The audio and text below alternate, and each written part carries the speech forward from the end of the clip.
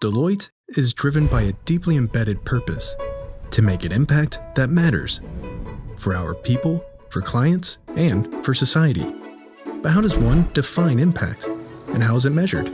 Deloitte collaborated with business and policy leaders to identify the environmental, social, and governance metrics that provide a common framework for evaluating impact. And we're looking at our own performance through this enhanced ESG lens. Today, we measure our impact on the environment comprehensively, with the goal of achieving net zero emissions by 2030 and equipping our people to promote a healthier planet. We measure our impact on society broadly, aiming to improve people's lives, both within and beyond Deloitte's walls. We evaluate our governance deliberately, knowing accountability and trust have to be earned every minute of every day. Growth and financial performance remain important. They give us the resources necessary to make an impact in the world. But resources aren't enough. To be a responsible business, we have to set ambitious goals, measure our progress, and report it transparently. This is how we hold ourselves accountable. This is how we answer to our stakeholders. This is how we'll know we're making an impact that matters.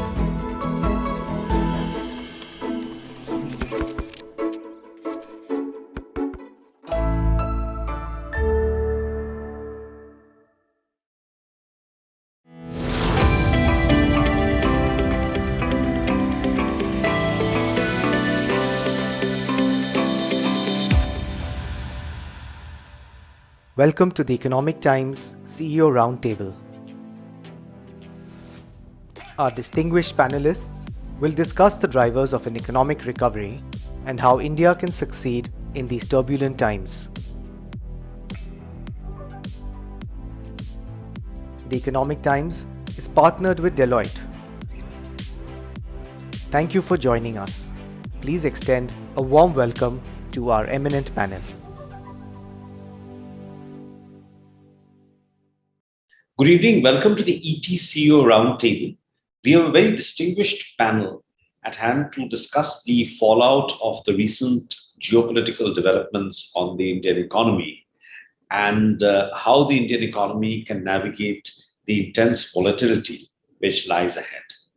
The panelists are Nandan Nilekani, the non-executive chairman of Infosys, Rishabh Premji, chairman of Wipro, Uday Kotak, MD and CEO of Kotak Mahindra Bank, Preetha Reddy, Vice Chairman, Apollo Hospitals, Nikesh Arora, CEO and Chairman, Palo Alto Networks, Gopal Vittal, CEO, Bharti Airtel, Adar Poonawalla, CEO, Serum Institute of India, N. Venkatraman, CEO of Deloitte India, Cyril Schroff, Managing Partner, Cyril Amarchand Mangaldas, Falguni Nair, Chairman and CEO of Nykaa, and Sanjeev Bikhchandani, the Founder and Executive Vice Chairman, InfoEdge. Just as we were recovering from the second and indeed the third wave, we have a significant kind of macro disruption that has occurred because of the Ukraine crisis in terms of the rising prices of crude, more supply chain disruption, and so on and so forth. So, if I may start with Uday, how do you see this? How do you see this playing out? How do you think, for example, the increased inflation might force the RBI to raise interest rates earlier than it should have? What do you see as the larger macro headwinds from the Ukraine event which has happened? Bodhi, first of all, I believe that business leaders, economists, and the marketplace have dramatically understated the importance of geopolitics in our present and the future. So we really need to put that very much back on the table. So, and that probably is true for business, media, and newspapers as well. I mean, so geopolitics is back to center stage of economic policy and financial markets as much. Probably I've never seen it so significant, especially over the last 20-25 years. So that's point number one. Point number two, very often when we look at the whole area of inflation, we tend to look at what the US is doing. The fact of the matter is, US is really behind the curve.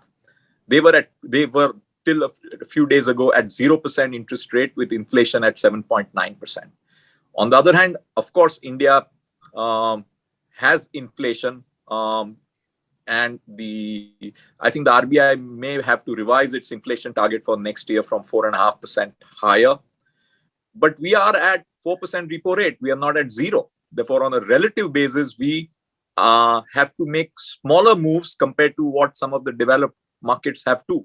And that's as true for the European zone as well. So these guys have been working on negative real interest rates of 7 to 8%. Having said that, I think we have a very disproportionately large impact of energy in our basket. And today it is a fact that for every $10 price movement of oil, it's about $17 to $18 billion of actual cash outflow for us as India. Yes, we have a comfortable foreign exchange position, but clearly this geopolitics situation does have an impact on India from a challenge point of view. Could the possible weakness which the Indian economy is going to face over the next few quarters, could that be an argument against raising interest rates on the part of the RBI? My view is we have to watch what the inflation numbers come. RBI's projection was 4.5% for next year. Our internal research estimates are estimating higher. Now, how much higher they go would depend on what happens on oil, supply shortages coming out of the Ukraine situation. Say even the price of wheat will go up because it's gone up in the international markets. So the inflation push is going to be significantly more than before. And that will have to reflect in interest rate increases. It would be more than what RBI may have thought in its February policy, but I think significantly more measured compared to the developed markets. So, there's also one of the aspects of the West's reaction to the Russian invasion of Ukraine is the attempt to isolate Russia from the world financial system, which is quite unprecedented given that Russia is a fairly large and, at least compared to Iran or Venezuela, a more well-integrated economy. So what kind of disruption would that cause, and how would the Indian banking system react to it?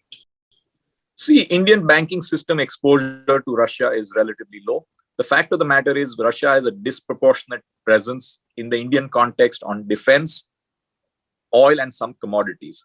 But in terms of absolute size of the economy, it's about half the size of Indian economy. Therefore, no dramatic impact in the rest of the economy, but on these three factors which are material for us, which is arms, oil, and commodities. The Russian issue has impact on us, not only directly with Russia, but indirect impact on the rest of the world. If I may just come to Nandan. Nandan, do you see, we've already talked about the sort of the age of deglobalization, the decoupling of supply chains and so on. So will these trends, do you see these trends accelerating because of, what has just happened? Yes, I think in multiple ways. I think in terms of supply chains, I think you will see just in case becoming more important than just in time. You'll see more local supply chains in the region because you can't really afford to have them shipped from long distance away. And similarly, on the internet side of it, you will see what's called the splinternet, where you'll have a Chinese internet and a Russian internet and all that. So both in goods and in services, you'll see this splintering. But I think while supply chain will get deconstructed or reshuffled on goods, one thing is that the supply chain for services actually is going to play to India's favor. I think the fact is that on the manufacturing side, of course, you have a lot of China plus one strategies now. On the services side, with the dramatic explosion of global demand for digital transformation, the only place to come is India.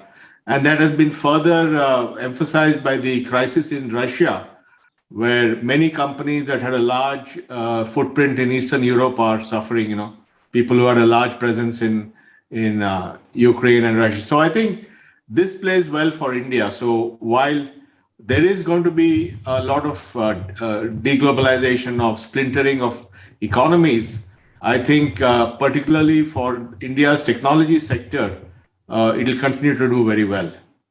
Yeah, in fact, I was going to come to that because you also alluded to it. So, Ukraine and indeed some of the Eastern European countries are in fact competitors to India and significant suppliers of software services. So, does this benefit us in any way? I mean, not that one should wish to benefit from such a situation, but No, I think the scales are very different. I mean, if these are much smaller countries in population, and so I mean, like one of the largest companies in Ukraine will have 5,000 employees in Ukraine, whereas in India they will, a large company will have 300,000. So it's a different scale.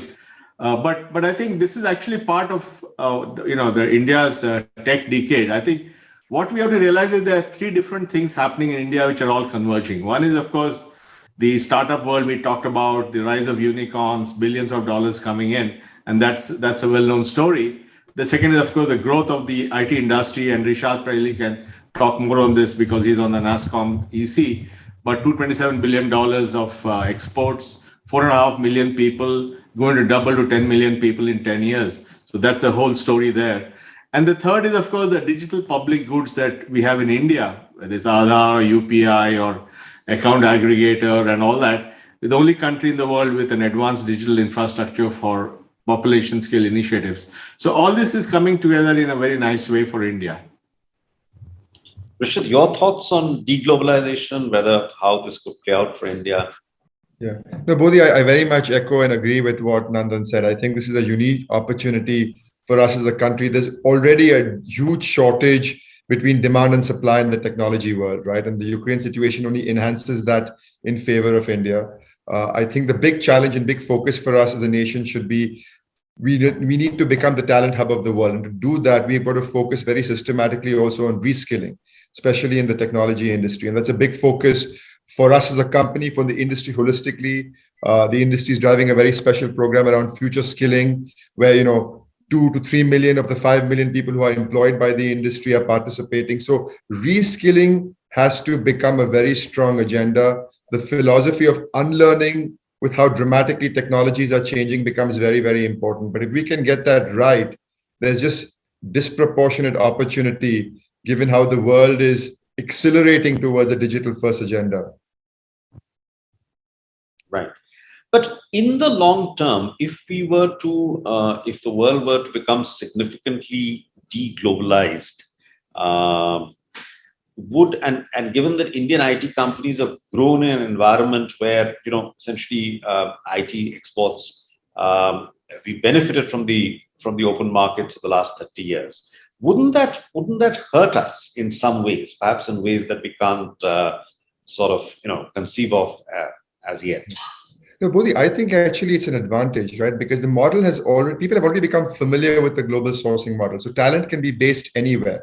The beauty of COVID, if you can use that word, is it's becoming more and more inclusive, right? With this whole hybrid model of working, we're moving away from big cities now to smaller cities, which are allowing us to include people in tier 2, tier 3 towns, allowing us to include women who want more flexibility. It's allowing us to include people with disabilities. So it's actually enhancing the talent base. It's also allowing us to be much, much more inclusive.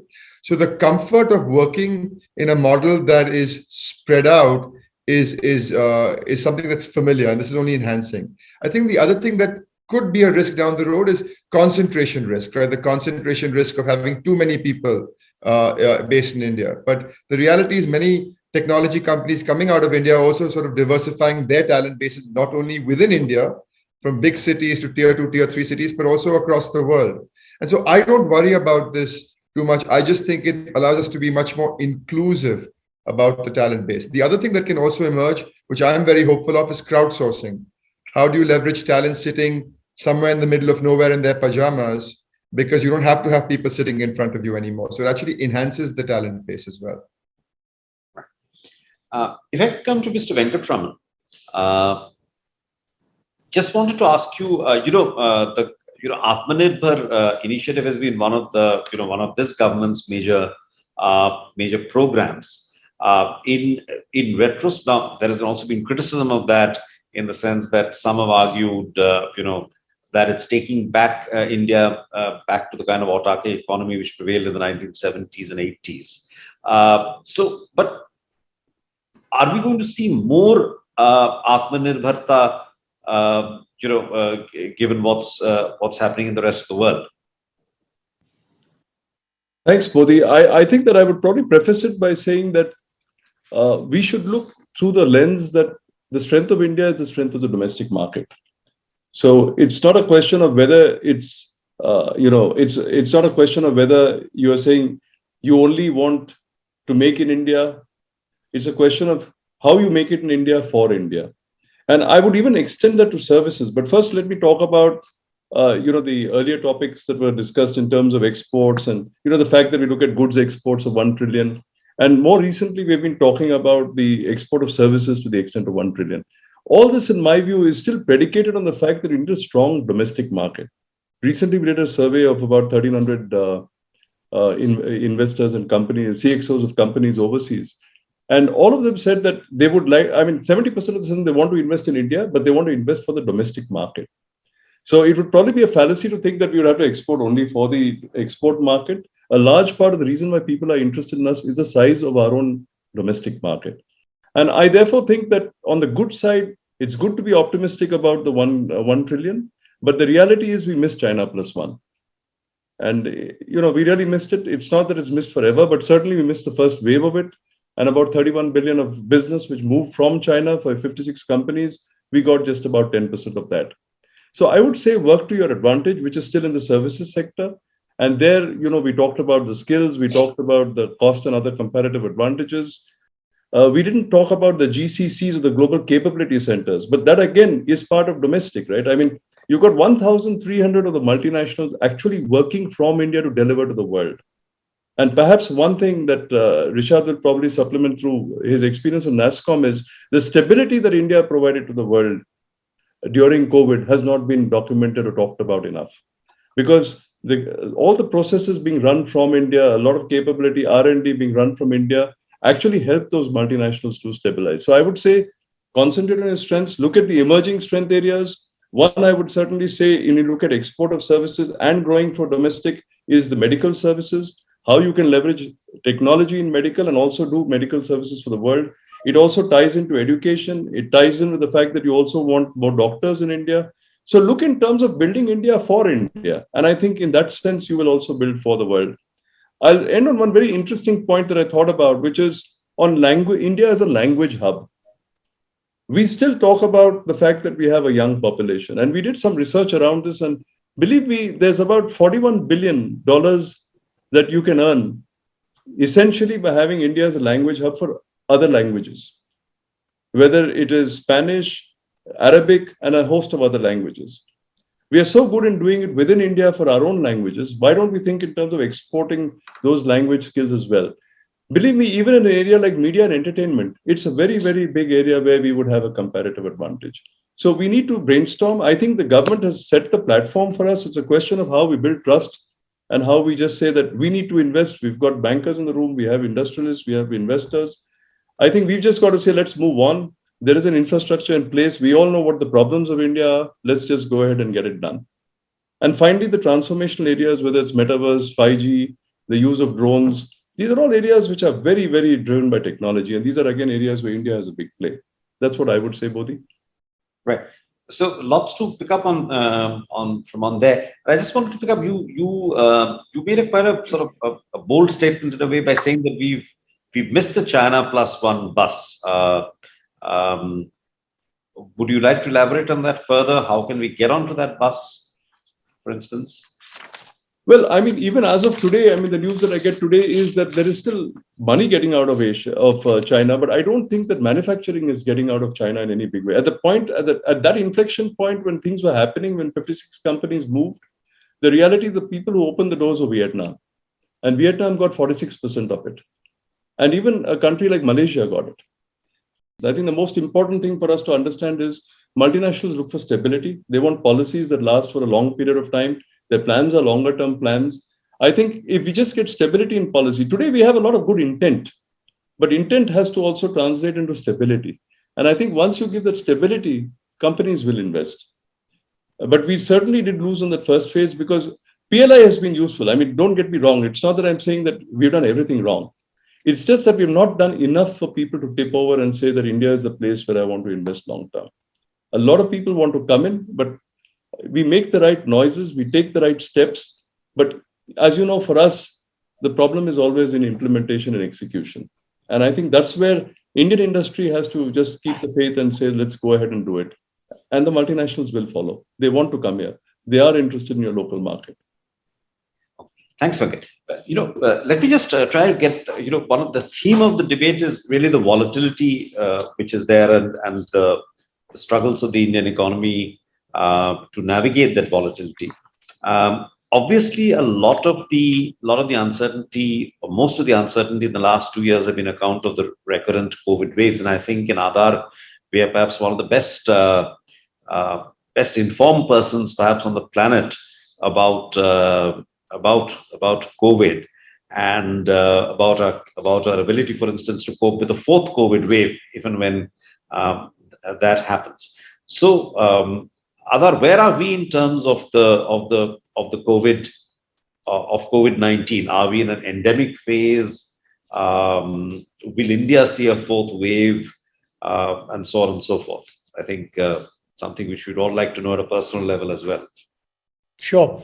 So, one thing is certain about this pandemic, nobody should just make predictions and then, things have been so volatile based on what we thought would happen in the second wave, third wave, or whatever. But what I will say is that, look, a fourth wave is, of course, possible. One thing is very clear, that the vaccines that were chosen and given to all Indians has done a phenomenal job. If you look at Germany, Europe, United States, they have 200,000 daily new cases and hospitalizations, whereas we're on a completely downward trend. So, we've done well in our vaccination programs, and that's worked out well. Having said that, I've been advocating for boosters, and sooner than later, I think the government will open up for whomsoever wants to take boosters. This will definitely help protecting against future variants and building your long-term immunity. We have also seen that now these vaccines that have been given in India have and are giving you a T-cell long-term response as well. So it's not just the antibodies that you have to look at. The other thing we need to get into doing is, if we want schools to remain open and children to be protected, luckily, COVID has not hit children that badly. But having said that, there were still a few deaths and hospitalizations in children, which also can be avoided or reduced significantly, let's put it this way, if we now get on with the rollout of vaccinating our children as well, which is my mission for this year, looking forward. Now, having said all of this, if we look at our health systems, hospital infrastructure, and so many other things, testing, genomic sequencing, we're far better off than we were a year ago. So we will be very well prepared. We will not and should not have any major lockdowns and disruptions like we needed to have earlier on to prepare systems on testing, hospitals, etc. So God forbid a fourth wave comes. I don't imagine any major disruptions to businesses and other things happening. Now, don't hold me to it, but if I was a betting man, I would say that we're very well prepared. We've got a second line of treatment with drugs and pills and medications. You've got vaccines. You've got a stronger health system. You know the virus a lot better, better testing, all of these things, which we didn't have going into the pandemic, in 2020 and 2021. So from that angle, they're all positive. And I think, we're better prepared for any future waves to come. And what's your view on the endemic debate, as it were? So, these are words we play around with when the infection and transmission rate and hospitalizations goes down in any new virus that's discovered in the world. And if you call it an endemic, then one could argue that every year, for whomsoever feels appropriate, like you have a flu shot in the West, you take a booster shot every year or every alternative year, for a COVID vaccine as well, as a precaution if you want it as an option, which is being done today globally. And I imagine that will become a sort of practice, at least for 3 or 4 years. I don't mean it'll happen forever because, we'll have to see how we reduce the transmission. And if you see, certain diseases don't even need a booster shot based on the herd immunity and the virus transmission. And I hope that happens with COVID, because it is really a terrible disease, and the long COVID, what we call long COVID and long-term effects of getting COVID. So I imagine that we'll transition into some kind of boosting policy. And then maybe in 3 or 4 years, we might not even need that. And only for the vulnerable category, we may recommend boosters, going forward. So in India, the booster program is essentially you take the same. I mean, the official booster shot is that if you've taken 2 Covishields, you take a third Covishield. Is that an efficient way of doing things, or should we do a mixed vaccines, as in, and should that vaccine be an mRNA vaccine? So, that debate is on with the experts. You can mix and match vaccines. All of that policy decision making will be announced from the government very soon. I've been asking either way, because there are a lot of people who want boosters, and it's very important also for opening up travel. If you don't have the third shot, or you've been vaccinated in the last 9 months, there are restrictions in certain countries and so forth, which is still causing some disruption to tourism and businessmen and women wanting to travel. So that's why we've been pushing the government to do that, and I think they'll announce something very soon on that as well. Thanks, Ada. We were talking about volatility, and I think no sector has experienced the kind of volatility which the medical and the hospital sector in India has had. I mean, there has been obviously the whole challenge of coping with COVID. There has been the whole challenge of significant government restrictions in various states in terms of your ability to allocate beds, which have come in over a period of time. So, what have been the learnings of the last 2 years in terms of this, this whole extraordinary episode that we have gone through? So I think, to be absolutely honest, that feeling of trust building has been a huge exercise. It started off with public sector being, totally negated, and everybody saying that private sector, not public. Private sector was bad because they were doing X, Y, Z, and they were profiteering.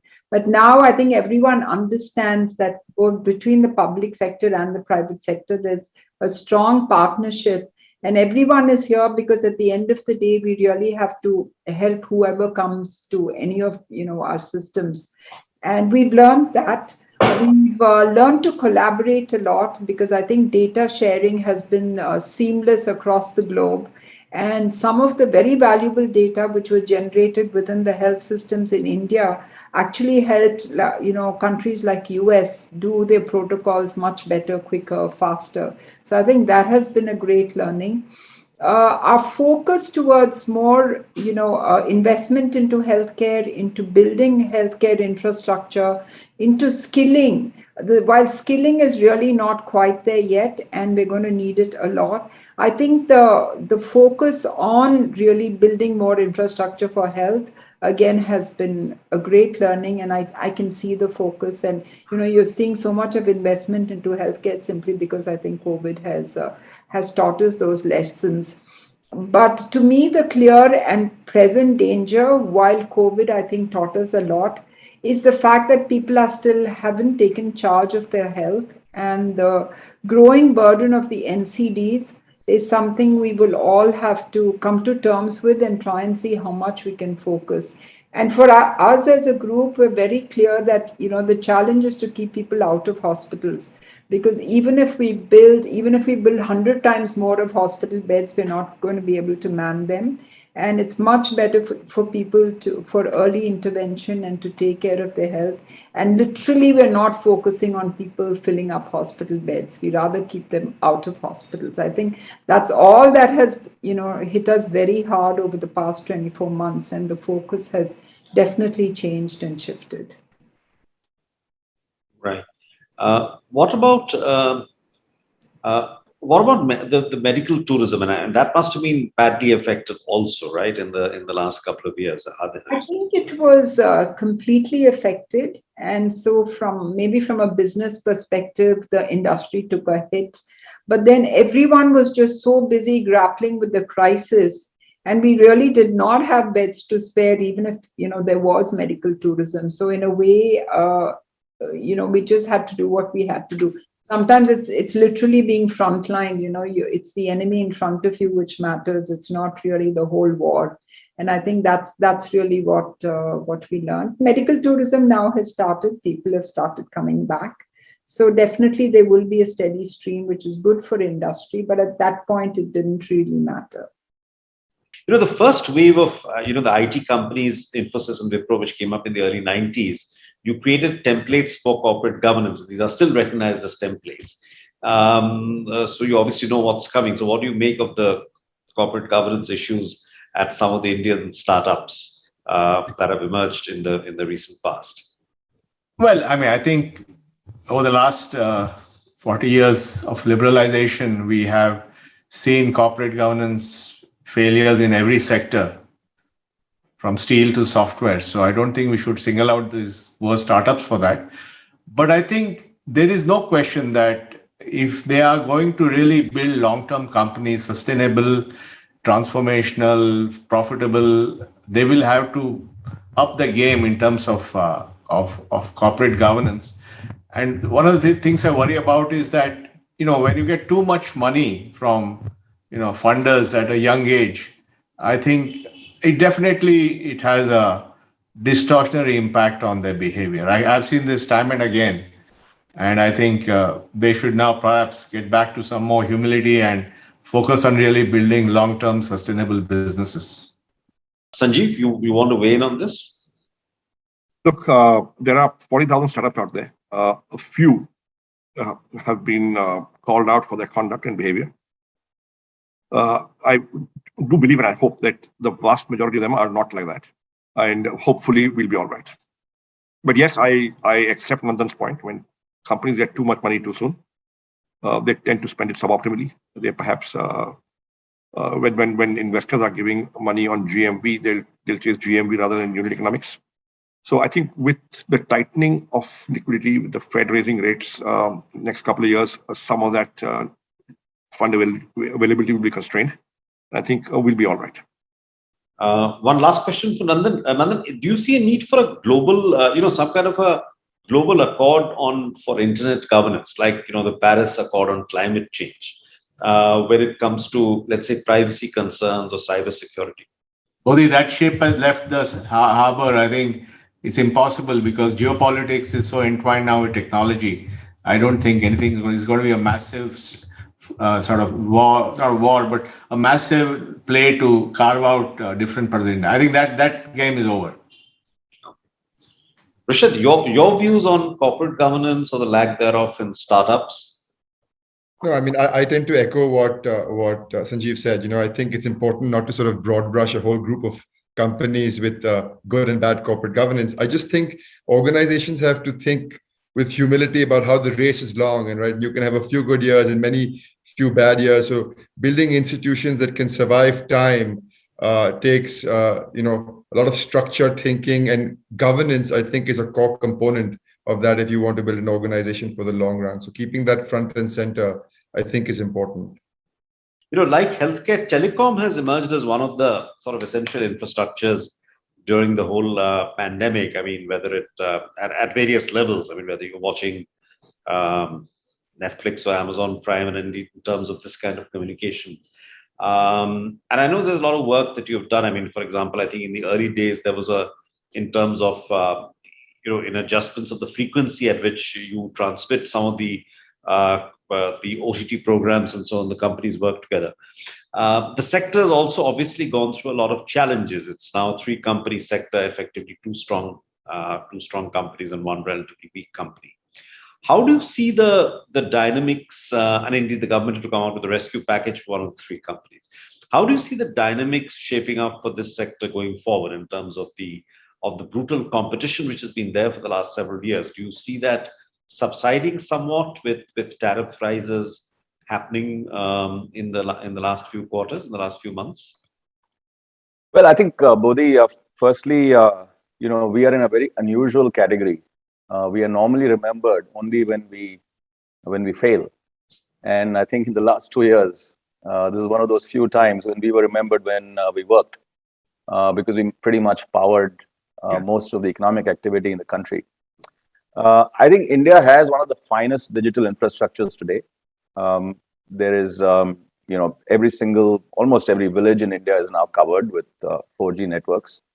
And so to that extent, I think there's a tremendous foundation that's been laid. The second point I do want to make is that, we have been in a competitive market for 2 decades, and I think that is the nature of the industry. Of course, the industry structure now is more settled, and that's a good thing.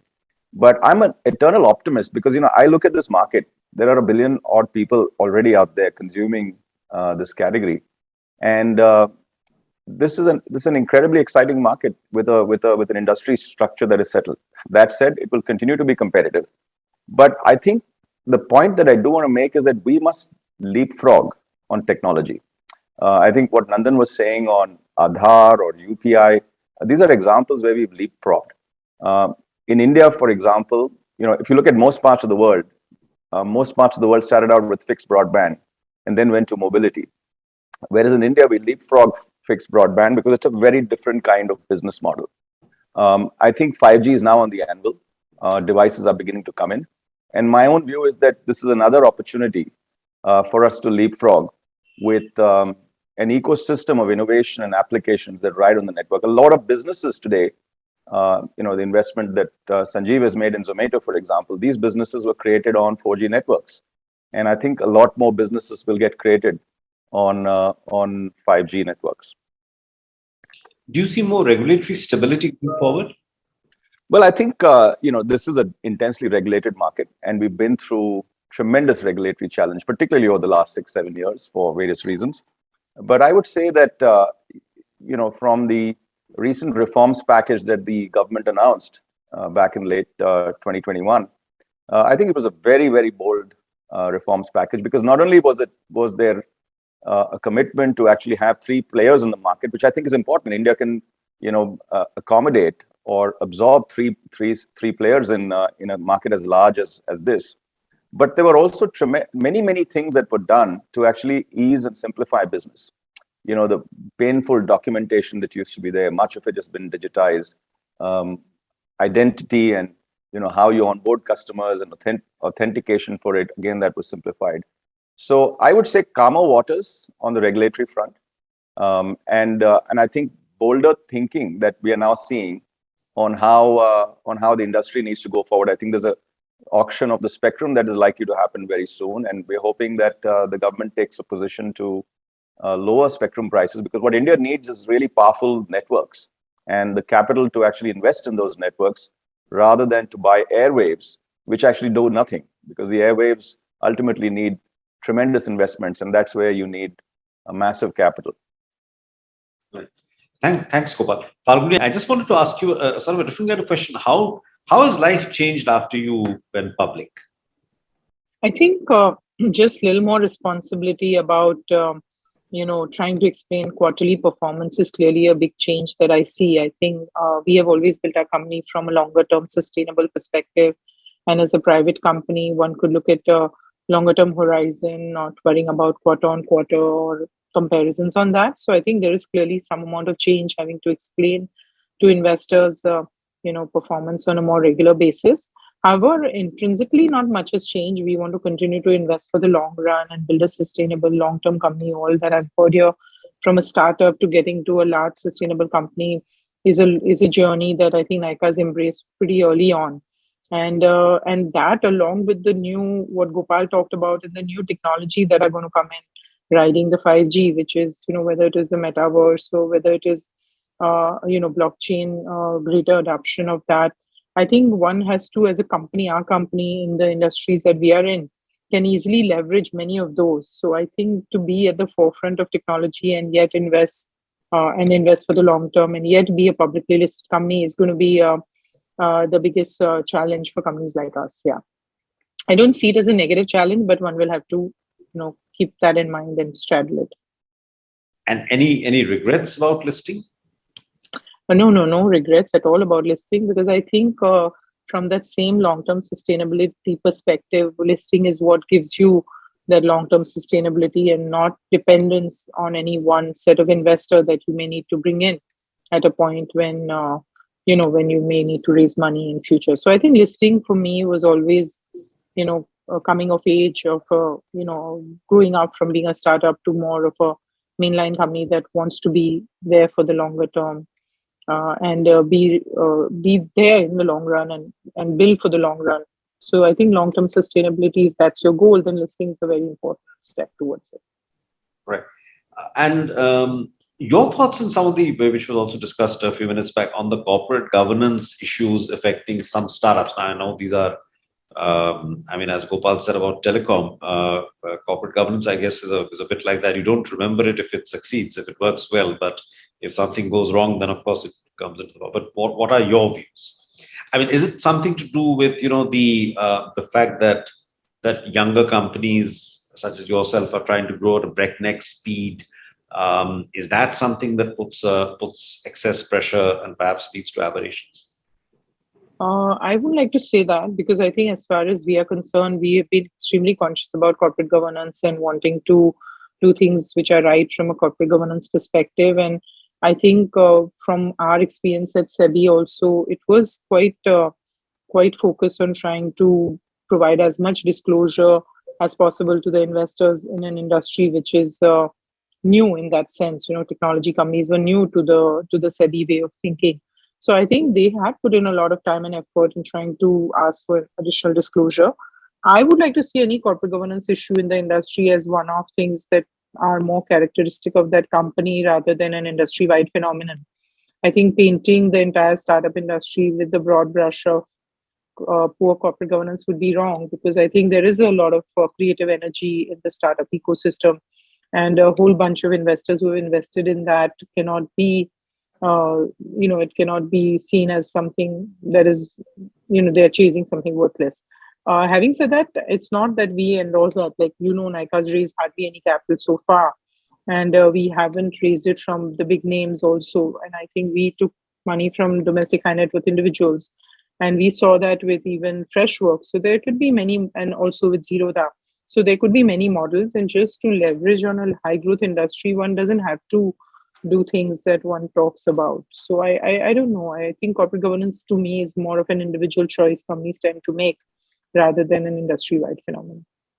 Still, any views on corporate governance in startups or some of the recent? I would share the view that you can't cover the whole sector with the same brush.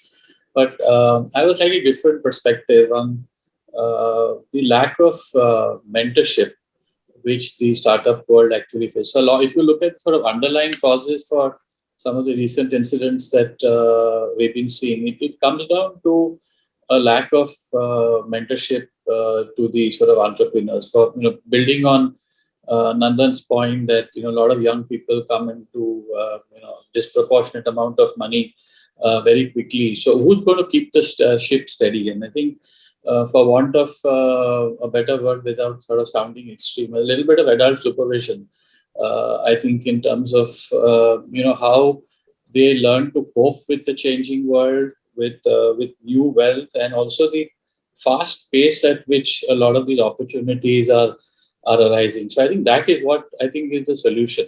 I don't think regulation is the solution, because the regulation always has a different way of turning out. And once something goes wrong, then the system comes at you with a very heavy hand.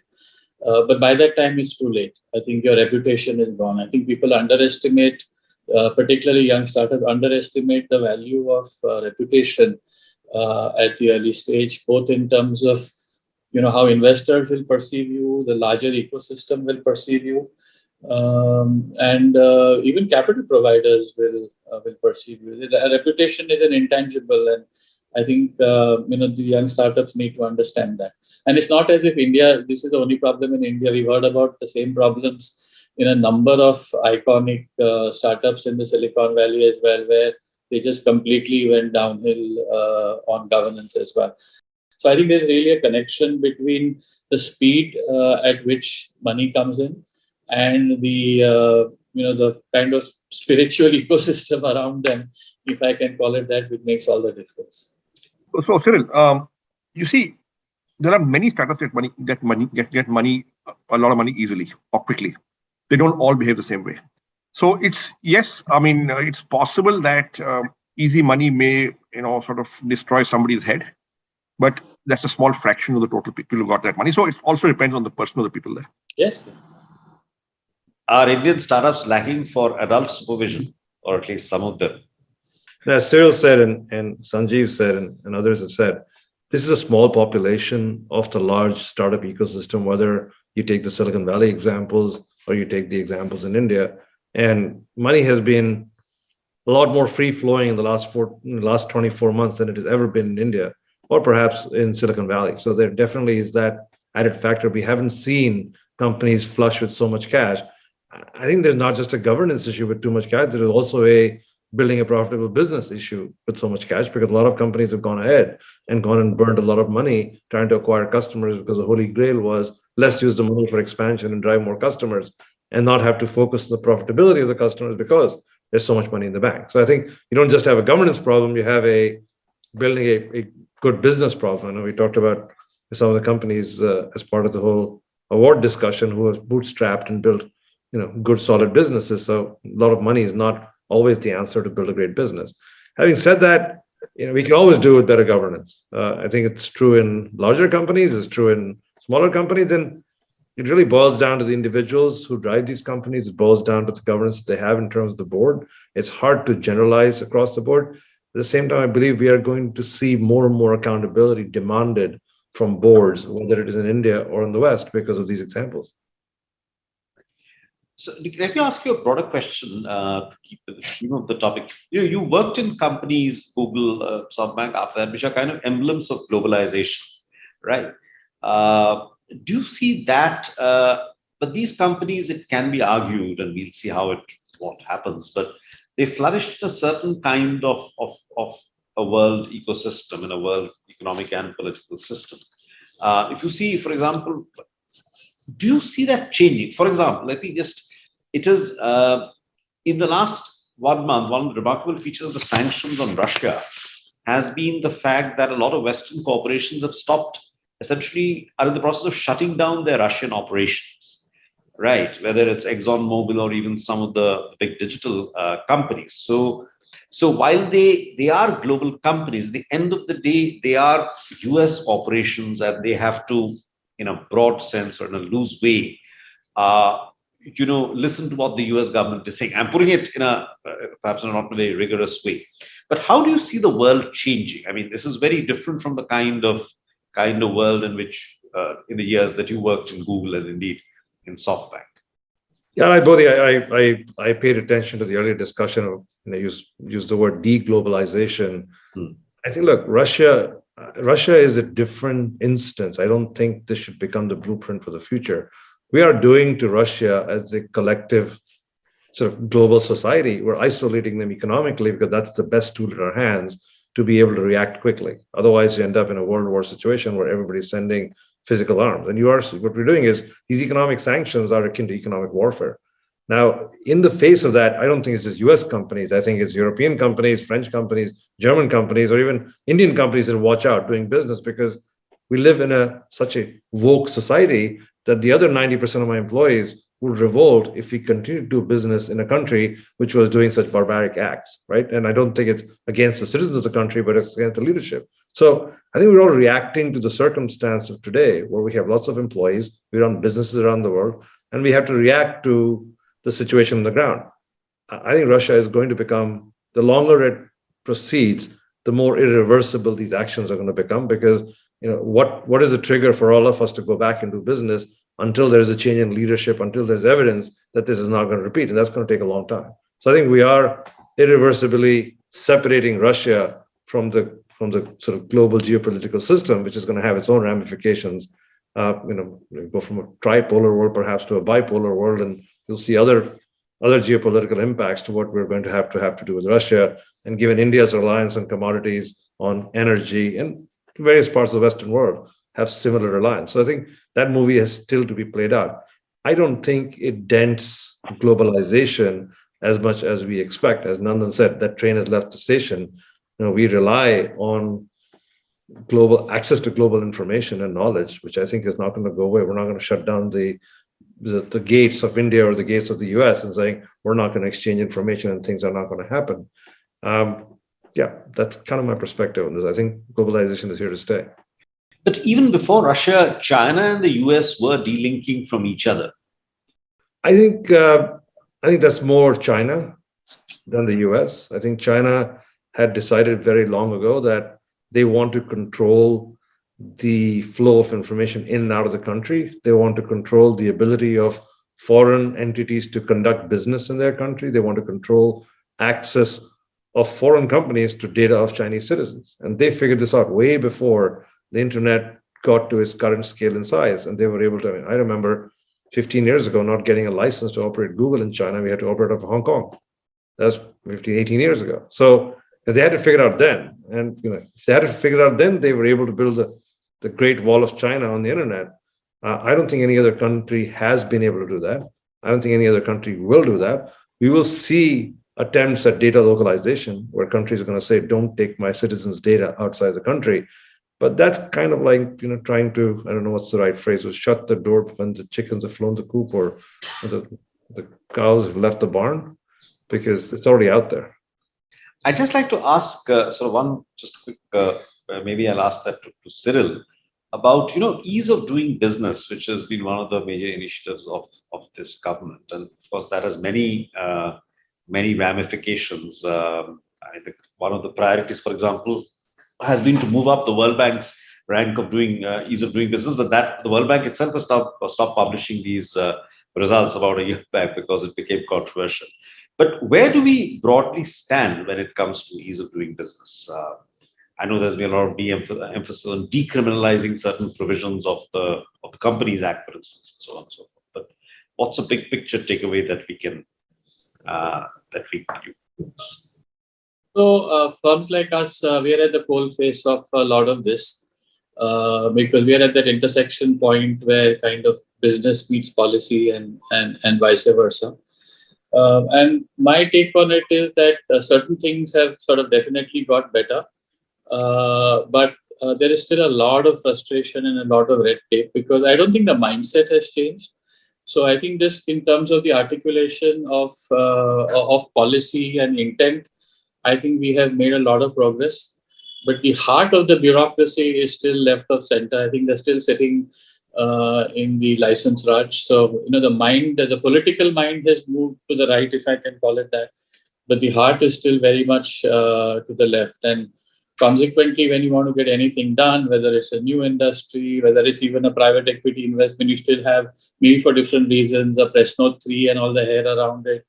And there are 100 reasons why still things are still a problem. So on a scale of 10, I would kind of give it about 3 or 4. There's still a lot to be done. But the high level political intent, whether it's the Prime Minister or the Finance Minister, I think their heart is in the right place. But it's they have to move this juggernaut along, and it's not easy. That's quite bold of you, Cyril. Venkat, you want to come in on this or any other issue? Well, on this, I agree with Cyril, but probably in a more moderate way, because yes, restrictive regulations, we all know there's still thousands of acts. And I think also we should look at the onerous tax regulations at times and also the way in which tax is enforced. I think overseas, they still complain about restricted market access, delays in the judicial system. They respect the fact that we have laws and we have a good system by which we enforce them, but it's just the time, right? It kills people to wait, over a decade to get justice. So that's that part of it. Perhaps the only other point that I would like to say, and from the discussions, especially when you talked about data and privacy and everything else, we didn't talk about cyber, by the way, but that I think again is a great area of opportunity for India. But I was, to just support Gopal on the point that he made. I was very intrigued when I read the other day, and I realized, I'm a great believer in outcomes and outcomes of outcomes. And there was this tiny article that you had in there which said that, I think it was Meta, which said that one of the reasons why they had a huge drop in market capitalization in billions of dollars was because, and it was a tiny article which said because of the increase in tariffs in India. So I think we sometimes underestimate the amount of value that Indian business is actually giving the world. And some of it is not reflected in our own stock markets, for example. That's probably what I would like to leave us with. So, any closing statements that anyone would want to make on any of the areas that have been discussed? I can just add, I think there's a lot of discussion on the early part of this conversation on geopolitics. Yes. Whilst I think geopolitics will continue to be a factor, I think the fundamental reasons why India is an attractive proposition, I don't think that has changed. And whether I call it the 4Ds, which has been used quite often, demography, democracy, data, and demand. I don't think that story has changed at all. So, despite my rather grim, rating of the ease of doing business, I continue to remain a big optimist. I see the glass as half full still. I don't know what the others feel on that. Gopal?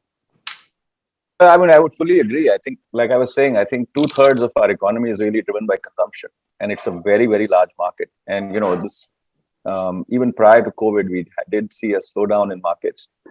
So this volatility that we are seeing in the long run, I would say India is a very exciting market. It's a very large market, and it needs, solutions that are designed for India in order to tap into this very, very large opportunity. So I would fully agree with what's just been said by Sir. Are we missing have we been too slow in 5G? Well, I think firstly you should. So let me just sort of answer that by giving a few statistics. I think if you look at 5G devices today, the entry-level devices are about 17,000. And given the distress in the mass market, what we're seeing is a postponement of new device purchases. In fact, literally in the last 18 months, you've seen almost a 9-month increase in the device life cycle. People are using their devices for longer because prices of chipsets have gone up, semiconductor shortages are there. So devices have gone up. The entry-level smartphone, which used to be at 7,000, is now at almost 10,000. So if you look at India today, about 3% of consumer devices are 5G enabled, right? Secondly, all the excitement that is there on the B2B side, which is the enterprise use cases, what people call Industry 4.0, whether it's drones, it's things like robotic surgery or driverless cars. I mean, these are still some time away. And so I think, it's well timed. I think we are ready for 5G.